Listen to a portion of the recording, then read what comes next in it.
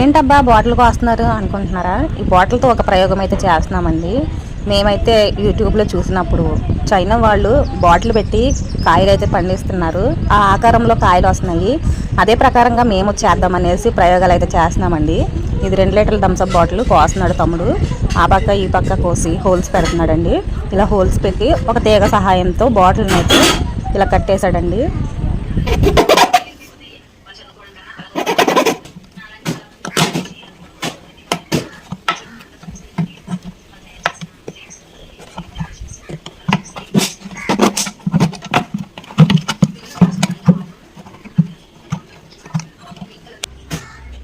బాటిల్ని అయితే ఇలా కట్టేసుకున్నాం కదండి. ఇప్పుడు మా ఇంట్లో ఆనపది ఉందండి. ఆనపదికి ఒక పిండి అయితే లోపలికి వచ్చింది, ఇంటి లోపలికి.